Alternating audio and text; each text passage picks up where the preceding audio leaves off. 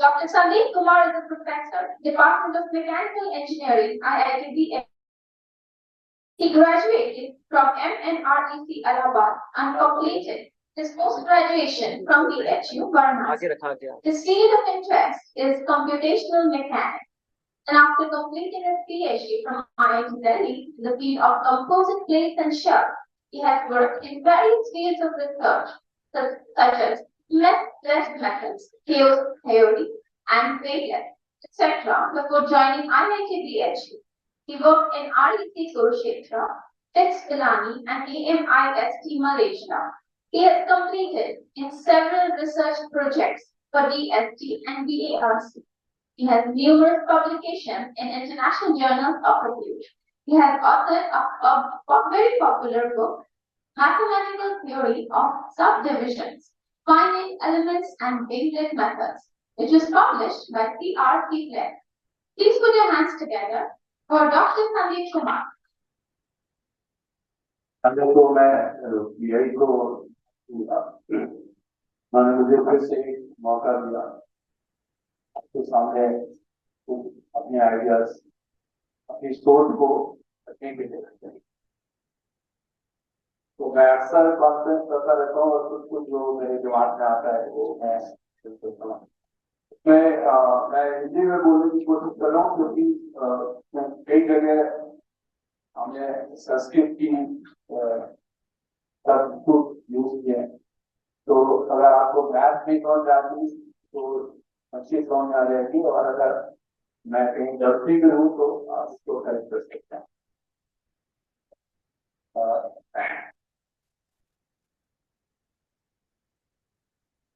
मेरा ऐसा मानना है कि जो संस्कृत भाषा है उसमें बहुत ज्यादा मैथमेटिक्स है, और इसका एक क्लिप्स मैं दूंगा और एक अलग मैं दूंगा। आपको दिखाऊंगा कि जो मैथमेटिक्स है वो हाई डायमेंशन में जाते हैं। जब हम एक ऐसे डायमेंशन में जाते हैं जिसको देखा नहीं जा सकता, इसको अगर हम समझना चाहते हैं तो एक्सियम्स को हम यूज करते हैं, और संस्कृत भाषा में भी एक्सियम्स को यूज किया गया। एक्सियम मतलब स्वयं सिद्ध कथन का जो इंग्लिश ट्रांसलेटर हमें कहा है, स्वयं सिद्ध मतलब उसको सिद्ध करने की जरूरत नहीं है किसी एक्सपेरिमेंट से या किसी भी दूसरे तरीके से। स्वयं सिद्ध, जैसे कि एक एग्जाम्पल है, जैसे कि हर कोई खुश होना चाहता है, ये स्वयं सिद्ध स्टेट एक्सियम है। ऐसा नहीं है कि कोई ये प्रूव करने की कोशिश करे कि हम खुश होने की कोशिश करें, क्योंकि सब कुछ रहता है, और अगर किसी को नहीं मिलती तो वो कुछ करता है, भले वो दूसरी दुनिया में जाने की कोशिश करे। So this dedicated to AI, all the time we get very good support from there, and because of their encouragement, I am progressing in my understanding. So first, this spirit manager, origin of information. अक्षर ब्रह्म, संस्कृत में कहते हैं ना अक्षर ब्रह्म। अक्षर क्या है? इसके भी एक तरह की इंफॉर्मेशन ही है, अक्षर ब्रह्म या शब्द ब्रह्म इज ऑल्सो इंफॉर्मेशन। तो ब्रह्म बेसिकली इंफॉर्मेशन ही है। तो this talk will present exometric approach to understanding. Exometric approach इसको हम बोलते हैं। जनरली ये मैथमेटिक्स में आगे जाते हैं, लोग बीएससी एमएससी करते हैं मैथमेटिक्स में, वो पढ़ते हैं एग्जोमेट्रिक अप्रोच। इंजीनियरिंग में भी हम लोग बहुत कम डिस्कस करते हैं। तो सबसे पहले हम लोग एग्जोमेट्रिक अप्रोच डिस्कस करेंगे, फिर जो कंप्यूटर का एक्सपर्ट सिस्टम है और ब्रेन कैसे काम करता है वो डिस्कस करेंगे, ब्रेन की क्या लिमिटेशन हो जाती है, और एग्जोमेट्रिक अप्रोच क्यों जरूरी है। और जो शास्त्रों में कहा गया है कि ब्रह्म जो है सब कुछ ब्रह्म ही है, उसको भी मैं कुछ समझने समझाने की कोशिश करूंगा।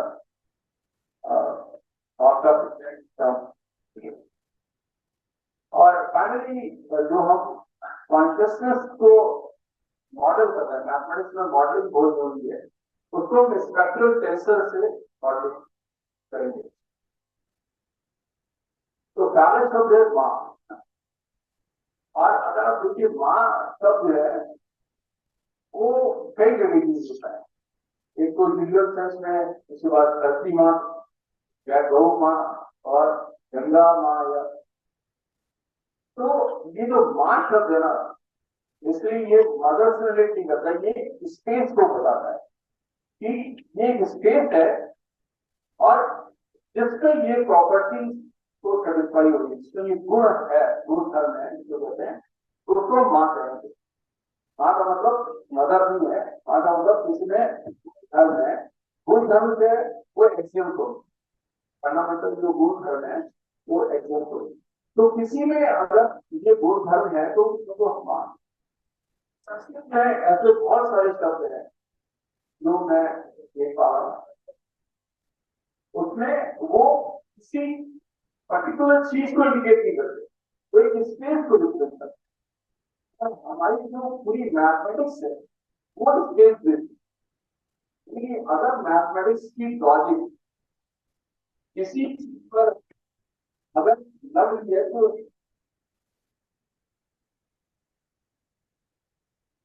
वो माइक सही से नहीं लगा हुआ है।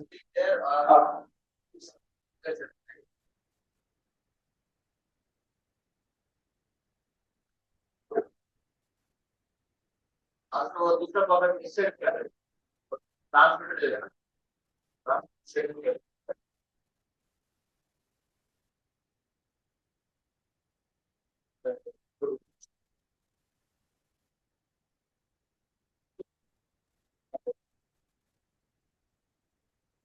तो मैथमेटिक्स में स्पेस का एक कॉन्सेप्ट बहुत ज्यादा इंपॉर्टेंट है। मैथमेटिक्स पूरी लॉजिक का बेस है, और लॉजिक के लिए जरूरी होता है पहले आप स्पेस को डिफाइन करें, तो किस स्पेस में आपको लॉजिक लगा है। तो एक सिंपल सा एग्जाम्पल देते हैं, जिसे हम कहते हैं सात्विक, तामसिक, तामसिक, तो ये एक स्पेस होता है। अब जो लॉजिक सात्विक के लिए वैलिड है वो तामसिक के लिए या राजसिक के लिए वो नहीं सही होगी। तामसिक व्यक्ति के लॉजिक अलग होगी, तामसिक व्यक्ति के लिए लॉजिक अलग होगी। तो जितने भी तर्क है, लॉजिक है, वो सब स्पेस के डिपेंड है, और हमारी संस्कृत भी कुछ उसी तरह से स्पेस को रिप्रेजेंट करती है। ये स्पेस है, ये स्पेस, ये स्पेस है, और उस स्पेस से वो चीजों को क्रिएट करने की या समझाने की या समझने की कोशिश करती है।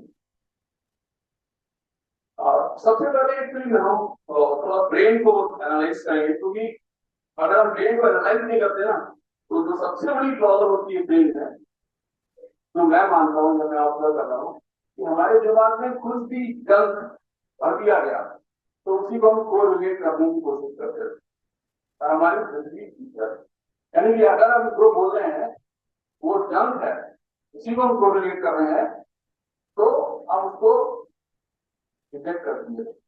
उसको समझने के, हमें समझाने की कोशिश करेंगे कि हमारे दिमाग में जो भी भरा हुआ है वो जंग, मतलब और बेकार की चीज है। तो अगर कुछ भी भर दिया जाता है ना, दिमाग में कुछ भी भर दिया है, उसकी जो संभव हम कोरिलेट कर रहे हैं उससे ज्यादा बाहर नहीं जाता। तो इसलिए कंप्यूटर को हमने ब्रेन से पहले समझने की कोशिश की है। ब्रेन और ह्यूमन ब्रेन और कंप्यूटर का एक्सपर्ट सिस्टम कैसे काम करता है, और उसके बाद थोड़ा और डीप में जाएंगे। कंप्यूटर सिस्टम में एक प्रोग्रामिंग लैंग्वेज होती है, उसको कहते हैं प्रोलॉग,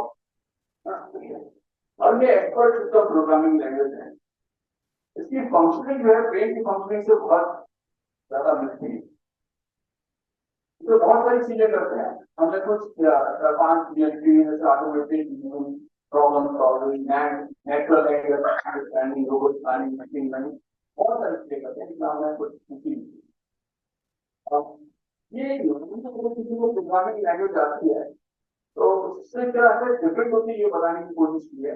जैसे नॉर्मल लैंग्वेज में आप फॉर लूप यूज करते हैं, यहाँ पर कुछ रूल्स डाल देते हैं, कुछ फैक्ट डाल देते हैं, दिमाग में भी हमारे कुछ रूल्स डाला जाता है, कुछ फैक्ट डाला जाता है। यहाँ पर भी हम लोग रूल्स डालते हैं और फैक्ट डालते हैं। तो जैसे यहाँ पे रूल डाल दिया फैक्टोरियल ऑफ 0 और फैक्टोरियल ऑफ n इज 7। अब वो बैक प्रोपोगेशन से हम निकालने की कोशिश करते हैं कि फैक्टोरियल ऑफ n क्या है।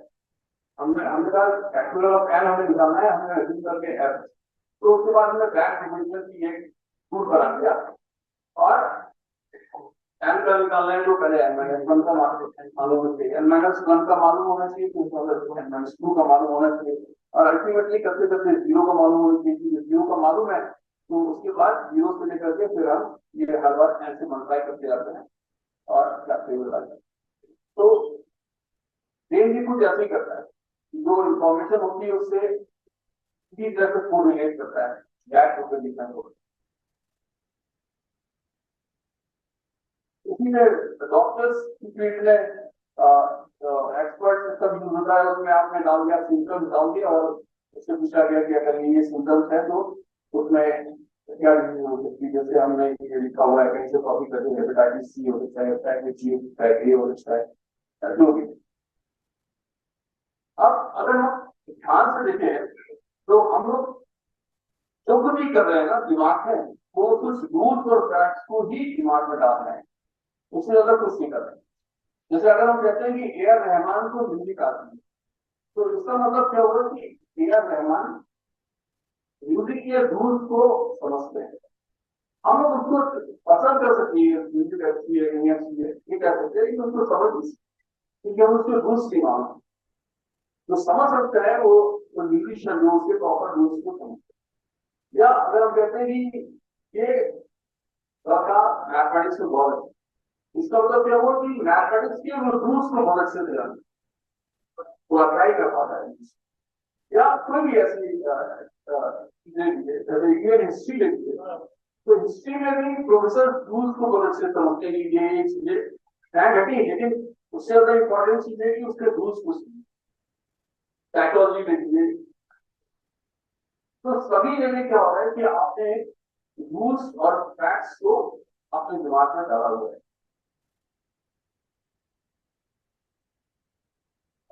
इसी को हमने वही लिखा हुआ है और बचपन से हमें ये चीजें सिखाई जाती है। कुछ फैक्ट सिखाए जाते हैं, कुछ रूल सिखाए जाते हैं। जैसे ABCD, इसमें कोई रूल नहीं है, बस कुछ डाल दिया दिमाग में टैग या चूहा बिल्ली ये सब है ना, या कुछ रूल्स सिखा देते हैं 2 + 2 = 4 रूल सिखाया जाता है, या how to write proper sentence इसके रूल सिखाए जाते हैं। तो हमारे दिमाग में जो डाला जाता है वो रूल्स और फैक्ट्स ही डाला जाता है। कहीं कहीं रूल्स बहुत कॉम्प्लेक्स भी होते हैं, जैसे कि 1 + 1 2 भी होता है और 1 + 1 0 भी होता है। इसके लिए आपको प्रॉपर रूल्स को समझना पड़ेगा कि कहाँ पर वो 0 होता है, कहाँ पर 2 होता है और क्यों होता है। तो भी चीजें हम चीज को कैसे समझ गए, सिग्नेचर्स लॉ को समझ गए, तो कारण क्या है कि हमने उसके रूल्स को समझ, रूल्स को बनाना भी मुश्किल काम है। ऐसा काम नहीं होता कि आपने किसी ने देखा तो बना लिया, ऐसा नहीं होता। जो रूल्स को बना देते हैं वो जैसे न्यूटन्स लॉ। अब यहाँ पर एक प्रॉब्लम आती है कि हर जगह हम रूल्स को नहीं बना, जो चीजें नहीं दिख रही उसकी रूल्स को कैसे, जो चीजें दिख रही है उसका ही रूल बनाना बहुत मुश्किल है। जो चीजें नहीं दिख रही है तो कहते हैं भगवान के बारे में, उसका रूल्स कैसे बना। तो आप क्या करेंगे उसके लिए। अब अगर रूल्स नहीं बन पाया, प्रॉपर रूल्स नहीं बन पाया, अब देखिए बहुत सारी कंफ्यूजिंग थ्योरी तारीफ हुई, उनके दिमाग में जो समझ में आता है वो तो जो ठीक करता है। जैसे यहाँ पर आप देख सकते हैं क्वांटम मैकेनिक्स में हाइजेनबर्ग की, यूएल की, Born, Ebert, Einstein, von Neumann, तो अपने अलग अलग थ्योरी दी क्वांटम मैकेनिक्स को समझने के लिए। और ये सारी थ्योरी अलग नहीं थी, कुछ ना कुछ एक दूसरे को कॉन्ट्रडिक्ट कर रही। क्यों? क्योंकि proper rules, proper mathematics develop नहीं हो पाया। दूसरा एग्जाम्पल क्या है, सबसे ज्यादा कॉमन एग्जाम्पल हर कोई अपनी लाइफ में एक्सपीरियंस करता है, रिलीजन। तो हर कोई कुछ रूल्स देता है, चीजों को ठीक करने के लिए कुछ कुछ अपने सिस्टम बनाने की कोशिश करता है। जैसे जैन धर्म में नॉन वायलेंस, बुद्धिस्ट में मेडिटेशन पे बहुत ज्यादा जोर दिया जाता है ना? और मुस्लिम और क्रिश्चियन वर्ड वो अपना ही सिस्टम क्रिएट करने की कोशिश करते हैं कि हर कोई अगर क्रिश्चियन और मुस्लिम हो जाएगा तो दुनिया बहुत अच्छी हो जाएगी। हम लोग अपने ढंग से खुशी पाने की कोशिश करते हैं, कुछ लोग पार जाते हैं, कुछ लोगों को समझ में नहीं आता कि लोगों को खुशी कैसे मिल रही है। तो ये बड़ी अजीब सब चीजें स्पेस पे डिपेंडेंट है। जब तक हम स्पेस को नहीं डिफाइन करेंगे तब तक ये चीजें समझ में नहीं आती। कुछ लोगों को क्यों इस्लाम में एंजॉयमेंट मिलता है, काम से क्या नहीं मिलता है, आपके लिए मिल जाता है।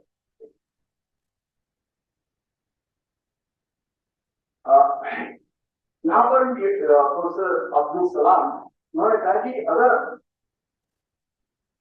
उनका ये कहना है कि तुम्हारे दिमाग में जो थ्योरी चल रही होगी ना, वो थ्योरी से ही तुम चीजों को ऑब्जर्व करते हो, लेकिन वो थ्योरी इतनी ज्यादा दिमाग में हावी हो जाती है कि उसके बाद तुम्हें चीजें दिखाई नहीं पड़ती।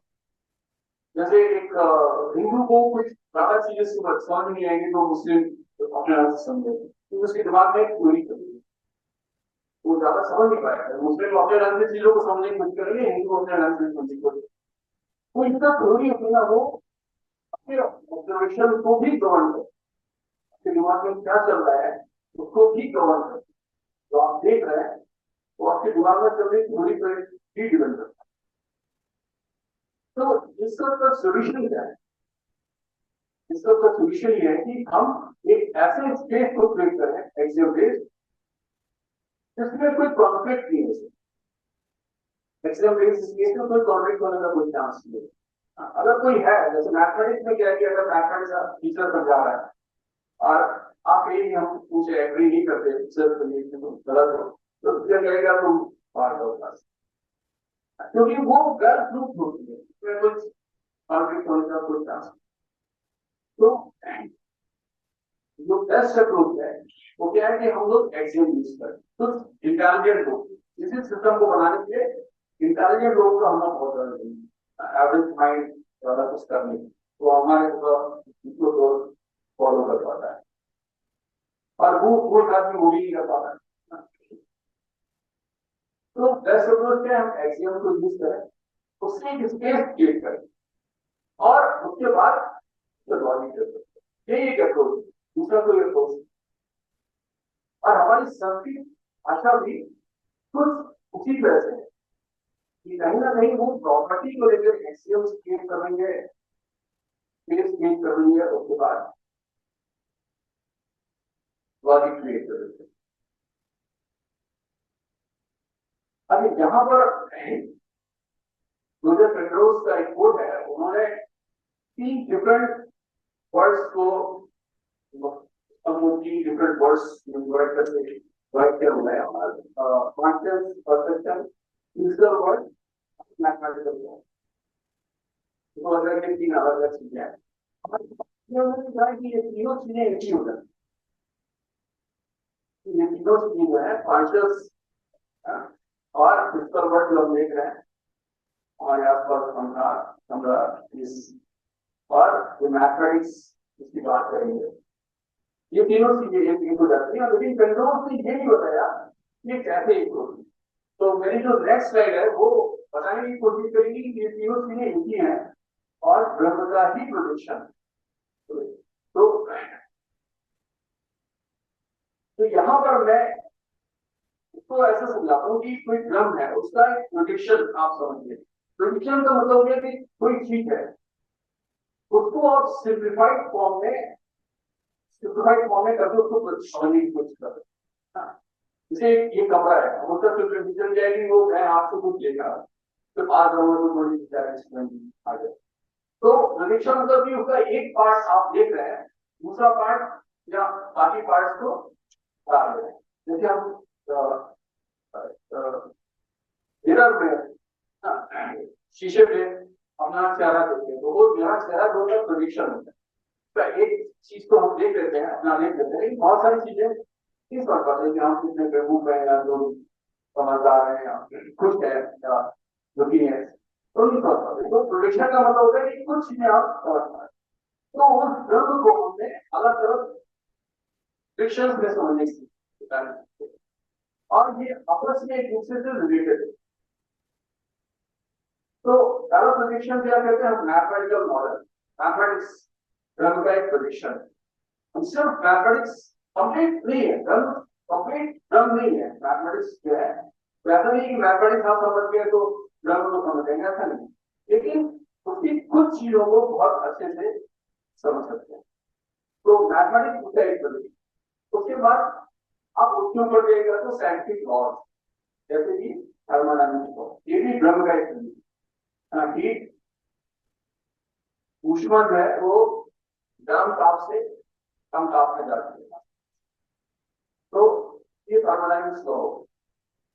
तो ठंड की तरफ बढ़ती है, मैटर जैसे ऑक्सीजन हो गया या मेटल हो गया या गोल्ड हो गया, कुछ ये सब मैटर हो गया, लिविंग बीइंग जैसे हम लोग। तो अगर आपके पास मैथमेटिकल मॉडल्स हैं, सारे मैथमेटिकल मॉडल्स हैं, तो आप साइंटिफिक लॉज को भी समझे।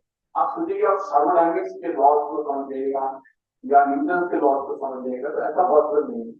आपको उसको ऑब्जर्व करना होगा। आपके पास सारे लॉज आ गए, तो आप सोचिए कि हम किसी मैटर को प्रूव कर देंगे, लॉज को, क्वांटम मैकेनिक्स के लॉज को यूज करके हम ये प्रूव कर देंगे कि गोल्ड होता है या ऑक्सीजन होता है, तो ये प्रूव कर देंगे, आपको ऑब्जर्व कर देंगे। और अगर आपके पास सारे मैटर है, आप थर्मल में सोच रहे हैं, आप लाइट नहीं है कहा जाता है, तो वहां पर अगर लाइट नहीं मिली तो आपको लगेगा नहीं कि लाइट जैसी कोई चीज हो, वो भी आपने ऑब्जर्व किया। अब यहां तक तो हम आ रहे हैं, तक हम आ रहे हैं, तक आ रहे हैं हम, यानी कि ड्रम की प्रोजेक्शन पे आ रहे हैं। ड्रम के इस ऊपर के प्रोजेक्शन है, ग्रीन से हम नीचे की प्रोजेक्शन की तरफ आ सकते हैं, लेकिन यहां से ऊपर की जो प्रोजेक्शन देंगे कि जिसका लोअर डायमेंशन से हाई डायमेंशनल प्रोजेक्शन है, इनके मेरे पास 2 डायमेंशनल वेक्टर है, उसको 3 डायमेंशनल स्पेस में प्रोजेक्ट कर देंगे, तो वो तो संभव नहीं है। 3 डायमेंशनल स्पेस को 2 डायमेंशनल में प्रोजेक्ट करते हैं। तो फिर सवाल होता है कि हम यहां तक जाएंगे, ड्रम को समझेंगे, हाई डायमेंशन को कैसे समझेंगे, तो उसका एक ही तरीका है जो मैथमेटिक्स में यूज किया जाता है, वो एक्सियम्स। एक्सियम्स क्या होता है कि आप देखते तो इस वर्ल्ड में जो कुछ भी देख रहे हैं उसी में देख रहे हैं, आपने उसके एक्सियम्स बनाया, और ये एक्सियम जो है हाई डायमेंशन में भी वैलिड रहेंगे, उसमें भी उतना ही वो सिद्ध रहेंगे। तो हमको बनाना क्या होगा, अगर हम को समझा जाता है तो हम एक्सियम को यूज करना पड़ेगा। पिछली साइड जो है जो रॉजर पेंडोज ने कहा था कि कॉन्शियस परसेप्शन, विजुअल वर्ल्ड और मैथमेटिकल फॉर्म, ये तीनों एक चीज आ रहा है। यहाँ पे आपका मैथमेटिकल आ गया, यहाँ पे विजुअल वर्ल्ड आ गई है, और ये कॉन्शियस। तो ये हिस्से से सभी कुछ जो है ब्रह्म का ही प्रोजेक्शन है, उसी को हम लोग सिंप्लीफाइड फॉर्म में, क्योंकि एक बार में हम क्योंकि कोई चीज को नहीं समझ सकते, इसलिए तो सिंप्लीफाई करके पूरा समझने की कोशिश करें कि एक पार्ट ले लिया उसको समझने की कोशिश कर रहे हैं, सब पार्ट ले लिया समझने। एक्सेल का जो सबसे ज्यादा यूजफुल एप्लीकेशन है वो है हाई डायमेंशन मैथमेटिक्स। वहां पर ज्यादातर हम लोग नंबर्स और फंक्शंस को यूज करते हैं।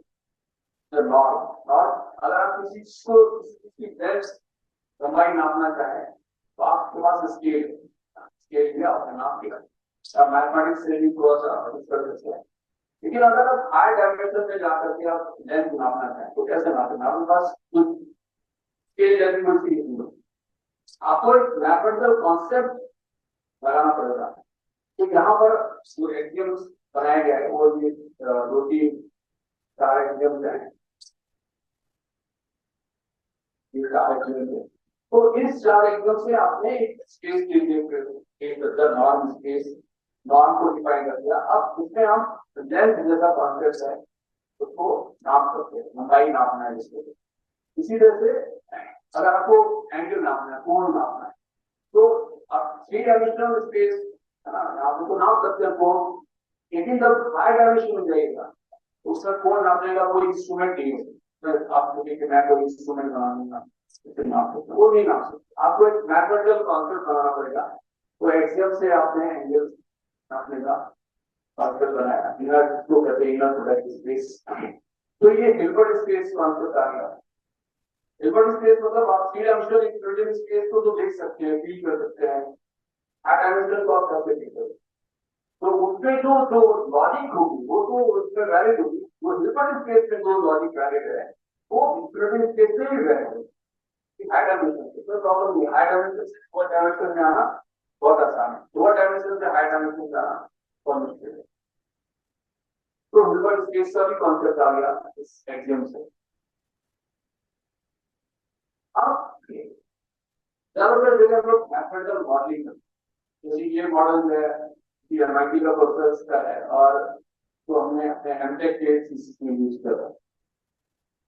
इसमें क्या है कि गियर को हमने मॉडल बनाया हुआ है, गियर है उसका, गियर आप सभी लोग जानते हैं, तो उसमें इंटैक्ट होता है, तो इंजीनियर मैकेनिकल इंजीनियर्स सबके एनालिसिस करते रहते हैं, मैथमेटिकल मॉडल बनाते हैं। तो किसी अगर सॉफ्टवेयर है एमआईटी के प्रोसेस ने बनाया था, तो हम लोगों ने एमटेक में उसी को कुछ थोड़ा बहुत आगे पीछे करते रहते हैं, तो ऐसे मैंने भी किया था। तो यहाँ पर क्या है कि आपके पास गियर का मॉडल आप देख रहे हैं, तो उसकी आप मैथमेटिकल मॉडलिंग कर रहे हैं तो ज्यादा प्रॉब्लम नहीं है। लेकिन जिस चीज को आप देख ही नहीं पा रहे, सोच भी नहीं पा रहे इसके बारे में पीछे, उसकी आप मैथमेटिकल मॉडलिंग कर सकते। ओके, तो यहाँ पर हमने क्या किया हुआ है, तो हम इसके साथ के सहायता से हम, क्योंकि आप सभी इसको जानते हैं, मन बुद्धि अहंकार से और सभी लोग जानते हैं, हमने आगे के इसको ले गया, फिर बाद में हम आपको दिखाएंगे कि कैसे ये एक्यूमेटिक, क्योंकि आप ब्रेन को अगर काटेंगे तो ऐसा नहीं कि उसमें मन मिल जाएगा, उसमें बुद्धि मिल जाएगा, उसमें अहंकार मिल जाएगा, ऐसा कुछ नहीं मिलेगा। तो डॉक्टर बैठे हुए हैं तो शायद वो हमें समझा सकते हैं।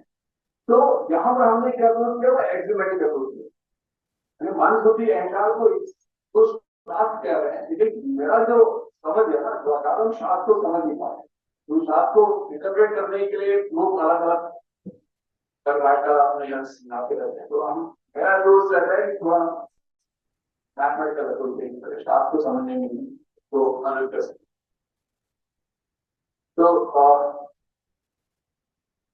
मन बुद्धि अहंकार है ना, यहाँ पे हमने मन को कैसे चित्रित किया हुआ है एक स्क्रीन से, और अहंकार को एक मां से, क्योंकि अहंकार हमेशा बढ़ाना चाहता है, मन जैसे कि बहुत चंचल होता है, हमेशा भागता रहता है, और बुद्धि को एक कैंपा की तरह जो शांत करती है, तुम्हें सोल्यूशन लेकर के अगर बुद्धि खेल तो उसका मन और अहंकार कम होगा, शांत रहेगा। और सिर्फ को हमने जो रिप्रेजेंट किया है वो एक डायनेमिक्स है ना, ये जो X plot B square X extension और ब्लॉक की टर्म को सिर्फ कराया, यानी हमारे अंदर जो नेचुरल डायनेमिक्स है ना, वो चित्र शब्द का जो अगर आप देखेंगे तो चित्र वृत्ति विरोधा जो जो कहते हैं, तो चित्र को लगातार जो डायनेमिक्स है उसको शांत करना। और यहाँ पे दूसरी चीज क्या है, ब्रह्म की परिभाषा में सचित आनंद, तो सत्य मतलब कोई हो गया, ज्ञान विज्ञान हो गया, और चित्र जो मैं समझता हूँ उसको डायनेमिक्स और आनंद मतलब, तो हम लोग दो चीज, चित्र तो हमें मिल जाता है अगर हम जिंदा है तो चित्र है, लेकिन हमें जो नहीं मिलता वो क्या है, सत्य ज्ञान विज्ञान और उसको परेशान करते हैं। इससे हमने इसको एक मॉडल बनाया हुआ है। अब इसमें हमने हमारे शास्त्र में कहा गया है मन और अहंकार, लेकिन हमने यहाँ पे थोड़ा एक्सम से भी समझने की कोशिश की है। चीज में ये जो जो बुद्धि है वो सबसे बहुत गंदी चीज है, इसका काम करने का ढंग है, जैसा क्यों बताया कि उसके आप रूल्स डालने से, ट्रैक डालने से उसको वापस कर दिए। और तो क्या आप ऑब्जर्व कर सकते हैं एकदम से कि मन होता है, मन होता है क्यों, क्योंकि ये हमेशा खुशी चाहता है, किसी ना किसी तरह का एंजॉयमेंट चाहता है, आपको खाना है तो नहीं लगता, पावर इस्तेमाल करना है, प्लेजर चाहता रहता है। और एंगर क्या है कि हमेशा अपने आप को सुपीरियर प्रूव करने की कोशिश है। अच्छी शर्ट पहनते हैं इसके लिए तो सुपीरियर अच्छा होता है ना। तो ये चीजें बड़ी ऐसे नहीं आप मिलेगी बड़ी आसानी से इसको एकदम से आप ऑब्जर्व कर। अच्छा, अब इसमें बहुत सारी चीजों को मैंने समझाने की कोशिश की है कि टाइम कम है तो मैं इसको सीख करूंगा। लेकिन जो मैं बताना उससे चाह रहा हूँ कि हमारी बुद्धि जो है वो इंडिपेंडेंट वे में काम नहीं करती, मतलब स्वतंत्र रूप से काम नहीं करता। उसमें जो उसका मन है और अहंकार है वो इतना ज्यादा हावी रहता है कि कुछ वो चीजों से सोच नहीं पाता। वो मन चाहता है जहां पे उसको खुशी मिलती है, आनंद मिलता है, उधर भागने की कोशिश करती है। अहंकार जो उसको खुशी देता है उधर भागने की कोशिश करता है। तो बुद्धि अपने आप स्वतंत्र रूप से कुछ भी नहीं करता। तो इस चीज को मैंने कई स्लाइड्स में बताने की कोशिश की है। मैं उसको यहाँ पे स्किप कर रहा हूँ। यहाँ पर कुछ अब जैसे भगवत गीता को ले लीजिए। भगवत गीता को अलग अलग लोग अलग अलग ढंग से इंटरप्रेट करते हैं, क्योंकि उनका मन अलग अलग हो, हमारी जो प्रसन्नता है वो अलग अलग हो। कुछ लोग हैं कि पूरा ज्ञान की तरफ भी जाना चाहते हैं, कुछ और उन्हें चाहिए तो वो ज्यादा वेदांत टाइप से बन जाता है। कुछ को भक्ति में बड़ा आनंद होता है। भक्ति बहुत इंपॉर्टेंट चीज है जो मैं बाद में एक्सियम में रखाऊंगा। कुछ लोग कर्म योगी, मुझे लगता है कि समाज में जितनी सारी बुराइयां हैं उसको दूर करना चाहिए। स्वामी दयानंद जी हो गए तो कर्म योगी से उनका भगवद गीता का इंटरप्रिटेशन अलग है। तो यहाँ पर जो डिफरेंस आ रहा है वो किसका डिफरेंस आ रहा है? मन का डिफरेंस आ रहा है। और मन के डिफरेंस आने की वजह से उनका इंटरप्रिटेशन भी अलग अलग होगा।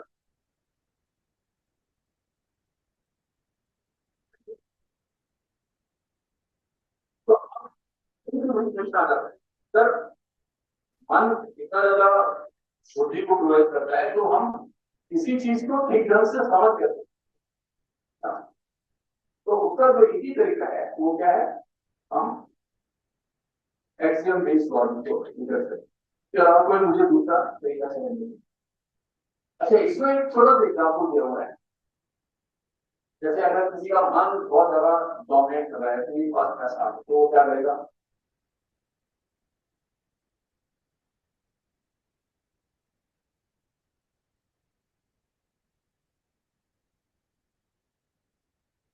तो पैसा, तो अगर पैसा आ गया तो वो क्या करेगा? वो मन में अगर डोमिनेट कर रहा है तो उसको पैसे को खर्च करके दिखाएगा। और अगर किसी में अहंकार है तो चाहेगा कि मैं बहुत अमीर बन जाऊँ, वो ज्यादा इकट्ठा करना चाहेगा। और अगर किसी को बुद्धि डोमिनेट कर रही है तो क्या करेगा? वो पैसे को टेकन से इन्वेस्ट करेगा, ज्यादा पैसा दूर कर। और अगर किसी के ऊपर मन और अहंकार नहीं है तो कहता है वो ध्यान कर लोगों की मदद करे। तो इस तरह से आपके अंदर क्या डोमिनेट कर रहा है ना वो आप बड़े आसानी से जज करते हैं। और ये जो पूरी जो क्रियाकलाप हो रही है ना, जैसे हमारे साथ ब्रह्म सूत्र में कहा गया है ये कोई बिग बैंग नहीं, लीला और ब्रह्म। अभी कुछ ब्रह्म है और ब्रह्म अपनी लीला कर रहा है, बस इसके अलावा तो ब्रह्म जो है ऐसा नहीं कि उनको कुछ पाना है, हमको अपने आप में पूर्ण है, उन्हें कुछ पाना नहीं है। और वो एक जो लीला मात्र है, आप ब्रह्म सूत्र का है और it's in the world this creation is only leela है जो हम लोग मानते हैं। अच्छा, इसके पहले कि हम इसमें और डिटेल में जाए, कॉन्शियसनेस कैसे इंफॉर्मेशन सिस्टम को पास करता है या इंफॉर्मेशन सिस्टम कैसे डेवलप करता है, पहले तो हम ये प्रूव करने की कोशिश करेंगे कि सब कुछ चेतना में ही है ना। चेतना का बहुत बड़ा रोल होता है। ऐसा तो ये लोग हम लोग बहुत ये सब चीजें बहुत आसानी से एक्सेल कर देते हैं, लेकिन यहाँ पर हमने एक्सियम्स यूज किया हुआ है ये सिद्ध करने के लिए कि चेतना का बहुत बड़ा रोल है और ये चेतना ही है।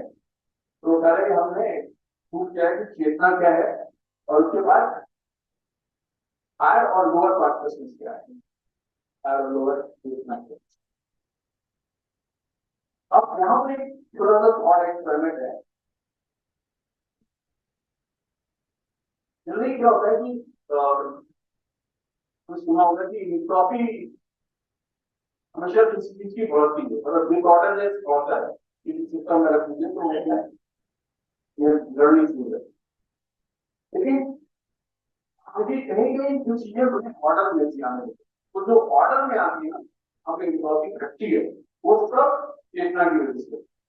अब जैसे एक ये थोड़ा एक बॉक्स है, उसमें हमने लाइट का अरेंजमेंट कर दिया है, पानी भी है और बीज भी डाल दिया है, तो देखिए आप एक पौधा, और यहाँ पर हमने सब कुछ डाला हुआ है, लाइट है, पानी है, मिट्टी भी है, बीज नहीं डाला, इसमें पौधा नहीं है। तो अगर ये कहीं ना कहीं एक चेतना है जो बीज के फॉर्म में, जो जो वो ऑर्डर में लाने की कोशिश करती है। दूसरा एग्जाम्पल ले लीजिए, अगर एक कमरे में बच्चे हैं तो वो आपस में चीजों को फैला देते, बच्चे कहते सब फैला देते, फिर माँ आती है जिसका चेतना हायर लेवल का होता है और वो क्या करती है उस चीजों को ऑर्डर में करती है। तो यहाँ पर भी आप देखिए हायर ऑर्डर का कॉन्शियसनेस है जो चीजों को अरेंज करता है।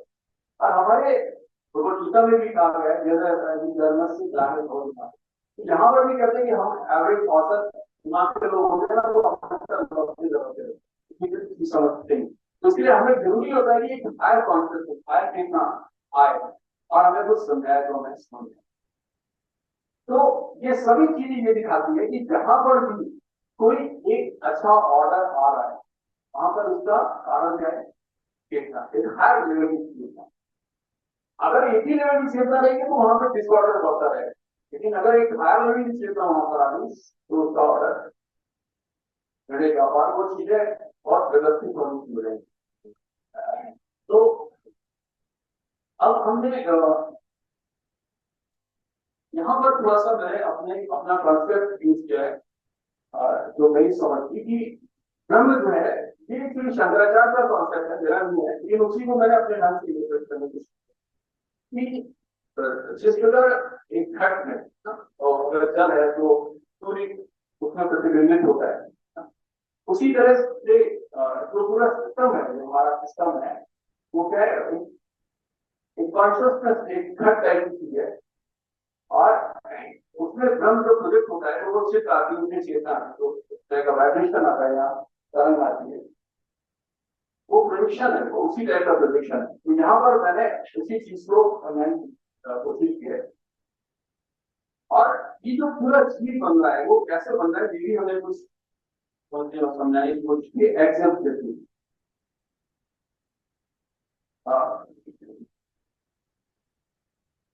तो अगर आप इसको देखें, यहाँ पर हम लोग कोई सिस्टम बनाते हैं और उस सिस्टम में क्या होता है, एक कंट्रोलिंग बॉडी होती है, उसके साथ लोग जुड़ते हैं और वो सिस्टम को बनाने। तो हमारे अंदर भी एक आत्मा है, मतलब पूरा शरीर आत्मा है, मतलब एक सेल में आत्मा है, मतलब जीवन है, एक सेल में जीवन है, एक सेल जीवन एक ऑपरेटर बना देता है, आंख नाक कान है, और वो एक पूरा मेन आत्मा के डायरेक्शन में पूरा शरीर जीवन है। यानी एक मेन हो गया, एक कॉन्शियसनेस, उसके अलावा बहुत सारी अनंत कॉन्शियसनेस चेतनाएं हैं जो मिल करके आप आपस में एक बड़ा सा सिस्टम बनाने के लिए हमारा इंटेंशन है। या फिर इसको दूसरे से समझिए, जैसे टाटा है, उन्होंने एक बड़ी सी इंडस्ट्री बनाई, तो उन्होंने क्या, जो बहुत सारे लोगों की मदद की और इस इंडस्ट्री सेटअप कर। लेकिन उसमें और इसमें फर्क ये कि टाटा के जाने के बाद कोई दूसरा आ जाता है, इसको बना कंटिन्यू कर जाता है, लेकिन यहाँ पर ये चला गया, एक मेन चला गया तो वो सारा सिस्टम टूटना शुरू हो गया। तो उसी तरह का कुछ उसी तरह का कुछ उसी तरह का कुछ हमने यहाँ पे ये सिस्टम बनाया हुआ एग्जाम बनाया हुआ है। पहली चीज है ब्रह्म इज फुल ऑफ नॉलेज, उसके पूरी तरह पूरा ज्ञान और आनंद है। उसके बाद वो प्रोजेक्ट करता है, यहाँ को प्रोजेक्ट कर रहा है, यहाँ ये मैथमेटिकल डिसीजन एप्लीकेशन और सारी चेतनाएं, सभी चेतनाओं में एक फ्री विल है, वो अपने ढंग से इंजॉय करने की कोशिश करना चाहिए। सभी चेतनाएं जो है, ऐसा नहीं कि कोई एक दूसरे से, और सभी चेतनाओं में एक खास चीज है, वो क्या है कि अपने से जो ज्ञान लेने की चेतना है उससे हमको जुड़ना चाहिए। जैसे हम अपने से हायर लेवल अपने गुरु के साथ भगवान से जुड़ना चाहते हैं, तो सारी जो चेतनाएं हैं वो आपस में जो हायर लेवल की चेतनाएं उनके साथ शुरू करती है, वो सीखना चाहती है और आगे बढ़ना चाहती है, ग्रो करना चाहती है। और जब चेतना बहुत ज्यादा डेवलप हो जाती है तो वो धर्म के साथ सीधे वो टीका करती है। ये मैं कुछ एग्जाम्पल है।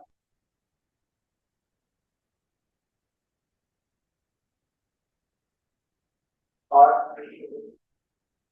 जब भी आप देखिए जैसे थर्मोडायनेमिक्स का सिद्धांत जैसी जो भी बढ़ती है, अगर आप इस प्रिंसिपल से चलेंगे तो आपको लगेगा कि यहाँ पर इनट्रोपी घट रही है, कहाँ पे बढ़ रही है। मैं इसको ठीक करूंगा, थोड़ा सा एक्सप्लेन करता हूँ, क्योंकि ये सब चीजों का बेस भी मैथमेटिकल भी है। तो सबसे इम्पोर्टेंट चीज है डेप्थ है। अगर आप मैथमेटिकल डिफिनेशन देंगे दृश्य है, तो दृश्य को हमने एक सोलर स्पेस का कम किया। जैसे हमारा सिस्टम है, कंटिन्यूस सिस्टम, आपकी सिस्टम तो है, उसमें हम है वो मुद्दा बन जाता है।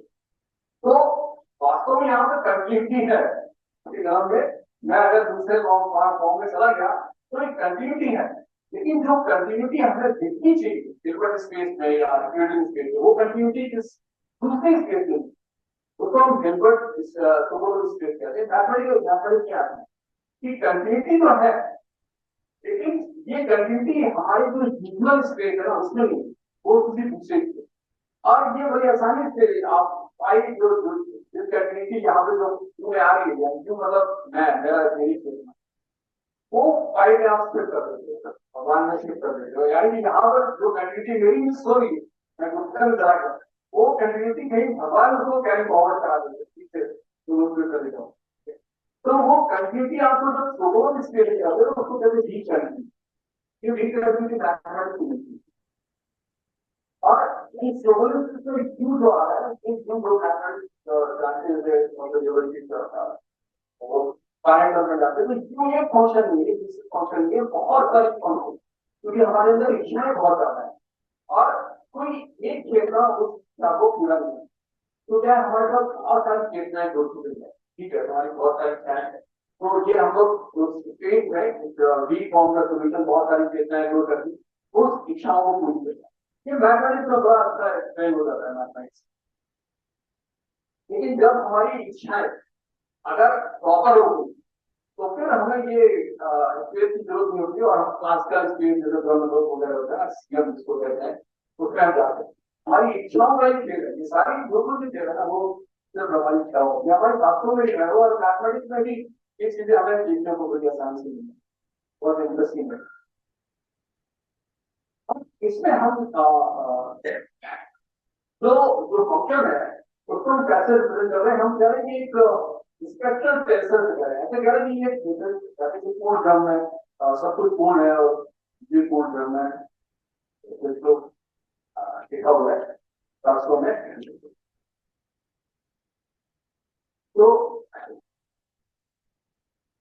जो प्रोजेक्शन ऑफ क्रम है ये फील्ड को फॉर्म करता है, यहाँ पे फील्ड हो, हमारे शरीर में फील्ड हो, और चेतना की एक फील्ड आता है, सारी सेल्स में चेतना है, और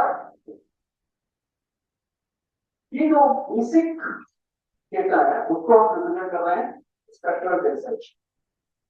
इसमें स्पेक्ट्रल टेंसर जैसी कोई चीज जो मैंने समझी है वो ये शब्द है एग्जिस्ट करता है साइंस के विषय में, लेकिन उसका पर्पस मीनिंग बिल्कुल अलग है। मैं जो यहाँ पे कहना चाह रहा हूँ कि एक टेंसर है, टेंसर का मतलब एक यूनिट होगी, तो होती सेम है, लेकिन वो अगर उसको आप अलग उसके देंगे तो उसकी प्रॉपर्टी कुछ अलग हो जाएगी। इसलिए जैसे मैं हूँ सेम हूँ, लेकिन अगर अगर मुझे किसी दूसरे खाने की ले जाए तो खाने का ऑर्डर खाने लगे, एक दूसरे में लगे तो सेम है, लेकिन उसकी वैल्यूज कुछ चेंज हो रही है। तो ये टेंसर का कॉन्सेप्ट होता है मैट्रिक्स में कि अगर आपने एक कोऑर्डिनेट सिस्टम में लिया तो उसकी एक वैल्यू होगी, दूसरे कोऑर्डिनेट सिस्टम में लिया तो उसकी वैल्यू दूसरी हो जाएगी। तो वो डिपेंड करता है कि किस कोऑर्डिनेट सिस्टम में, जैसे कि मैं अगर यहाँ पे स्ट्रॉन्ग डिवोटी के साथ रहता हूँ तो मेरा बिहेवियर बहुत सात्विक होता है, और जब मैं साथ में चला जाता हूँ और कोई मेरे से व्यवहार करता है तो मेरा बिहेवियर बहुत तामसिक हो जाता है। तो वो प्रोडक्टेड सिस्टम में डिपेंड कर रहा है। Like iron tensor, same tensor. तो अब कुछ लोग ऐसे होते हैं जो हमेशा साथ में रहेंगे, कुछ लोग रहे होते हैं। तो यहाँ पर हमने जो बेसिक कॉन्शियसनेस है उसको एक टेंसर से दिया हुआ है यहाँ पर, और कुछ हमने ये नंबर, ये नंबर ये टेंसर इंक्लूडेड इन केस में होगा, इरेशनल इंक्लूडेड केस में ज्यादा एक्सटेंड मिलता है। हम उसको थोड़ा स्ट्रक्चरल डोमेन में जाने की कोशिश कर रहे हैं, और इसको लगातार इवॉल्व होता रहता है ना, कि कॉन्शियसनेस है का डायमेंशन होता रहता है। कभी हम पेड़ थे या बैक्टीरिया थे, उसके बाद उसके बाद इंसान होते हैं, तो हमारा जो ये डायमेंशन है, जो डायमेंशन है वो लगातार बढ़ रहा है। और यहाँ पर हमने उसका एडिशन ये दिखाया हुआ है, इससे कैसे उसका डायमेंशन में लगातार बढ़ रहा है। और जो जो कम्युनिकेशन हो रहा है ना स्ट्रक्चर टेंसर में, वो कहीं ना कहीं वेव्स के फॉर्म, जो मैं मान रहा हूँ कहीं ना कहीं उसमें जो है वेव्स के फॉर्म जो है, जैसे आप सारी वीडियो को देख सकते हैं बहुत आसानी से वेव्स के फॉर्म में है। और यहाँ पर हमने कुछ रिसर्च रिलेट किया कि जो आपस में जो सेल्स है उसमें एक लैंग्वेज जिसको कहते हैं something like a machine language. Machine language होती है यहाँ पे जैसे रिकवर 01 01 001 मशीन लैंग्वेज है। फिर असेंबली लैंग्वेज होती है जो मशीन और हायर लेवल लैंग्वेज को टाइप करती है। तो यहाँ पर मैं असेंबली लैंग्वेज कुछ ऑपरेटर्स की लैंग्वेज है, तो यहाँ पर ये ऑपरेटर्स की लैंग्वेज कुछ देखिए, अगर एक बॉल है और यहाँ पर मिल्क रखा हुआ है जिसकी स्मेल बिजली के पास बहुत सही है, और वो काइंड ऑफ असेंबली लैंग्वेज है। तो ये भी एक मिल्क मेकर से फैमिली और जितनी है और दोनों आपस में कुछ असेंबली करने की कोशिश करें। तो और जो हायर लेवल लैंग्वेज है वो ह्यूमन लैंग्वेज बोल रहे हैं वो हायर लेवल लैंग्वेज। तो ये तीनों लैंग्वेज में काम कर रही है, और ये सभी जो वेव्स के फॉर्म है। अभी क्वांटम मैकेनिक्स में बता रहे थे वेव, तो उसी टाइप की वेव्स भी हमें सब जगह नजर आ रही है, और हमें कहा भी गया है कि origin of information Brahma he origin.